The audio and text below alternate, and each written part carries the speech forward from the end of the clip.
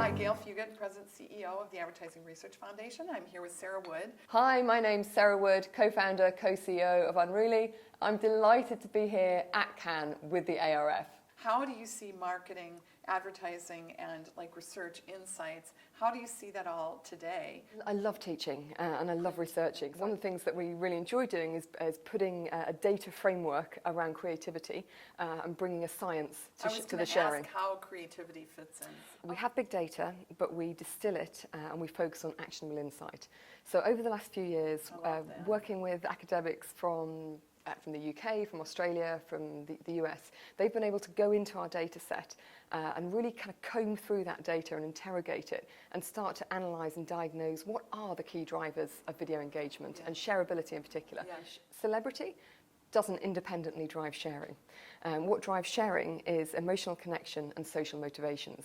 And more precisely, the intensity of emotional connection and the diversity of social motivations. How do you measure that? Thinking fast and thinking slow. Yes. So we can use facial recognition for thinking fast. And then we also conduct panels as well. And that's where we get the people's more thoughtful response. And how are big brands, how are they integrating these new metrics into their traditional legacy attribution marketing mix models? Some brands can be funny. Some brands can't be funny. If some brands, if they try and be funny, come across as offensive or come across as lame. When you test the content, you very quickly see the responses and you see the polarization. So with some brands, we see really interesting polarization where a bunch of people will say this is quite funny, but maybe the target audience will say, no, this is really lame. Or conversely, so there's not a one-size-fits-all approach. And for brands being able to quickly test which content works for their target audiences and look at what other people have done and learn from that as well. Do you see brands then, based on that resonance with content, get more into kind of micro-targeting? So this is where the magic happens. It's about taking that emotional graph or the psychograph and applying that at scale across paid media distribution. So one reason is the corporate reason. We're scaling because we're acquired by News Corp, and we now have more investment, more prominence with brands, more credibility with global brands to be able to run our campaigns across premium media destinations. The second reason that we're having a real growth spurt at the moment is because of ad blocking. And the long-term sustainable solution to ad blocking is to create content that engages consumers and then distribute it in a way that empowers consumers. Yes. And now we have the imperative to make it happen. Meet me on my terms and appreciate my value. Right, so you're the #3 coolest tech woman in the world.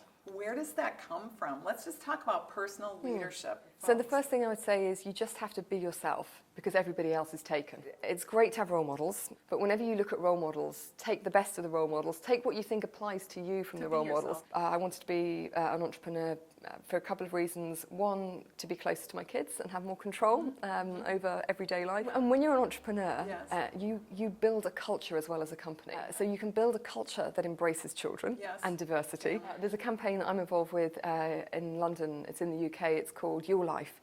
And this campaign is designed to get more kids, but especially girls, taking maths, taking physics, because the magic is a combination of creativity and mathematics. And when I think about Unruly, Unruly is born out of memes and math. That's all Unruly is really. It's internet culture and video culture and knowing how that works, combined with very smart programmatic technology that's based on algorithms that make sure when the right content is created, it's shown to the right people. Of course, it's brilliant to be creative, and this is a fantastic festival of creativity, but I do believe that there's a place for data, and if data can come in at the very start, you can just make sure that your creativity is happening in the right zone. And then they go off and do their wonderful magic, and then we can test, evaluate, make sure we share their content with the audience that's most likely to have an emotional response. You need an emotional element to it, a human element, and you also need to consider the creative. So it's not enough to have beautiful, shiny, programmatic pipes. You need fantastic content flowing through those pipes. A lot of people say that that failure is a badge of honor if you're an entrepreneur. Have you had any failures, and how do you handle them? I don't really see failure. I see it, but it's always an opportunity. So when there are hard days and when there are tough moments, I just think, no, I'm not going to let this beat me. That, yeah, things can be difficult, but you don't quit when things get difficult. You just find the positive, you find your way through it. What is it going to take for advertising to reflect the consumer population as it is today? So some of the key initiatives, which I think will have an impact, are Campaign and the IPA in partnership announcing league tables around gender and diversity, ethnic diversity. Fantastic, because once you make it public and measurable, people will start watching it and responding to it. Our industry informs the way women all around the world think about themselves. So we need to permit our female leaders to be themselves, and that's when they'll do the best job. So what would you say is the word or the emblem for the next 5 years? You know, my message to brands today is don't get carried away with VR, with AR, and thinking about how you're going to create immersive, empathetic experience for consumers. Don't worry about that just yet. Think about not forcing consumers to watch your ads in the first place. You can do it today with technology that's available today, and you can do it at scale today if you're prepared to invest in great content and polite video advertising.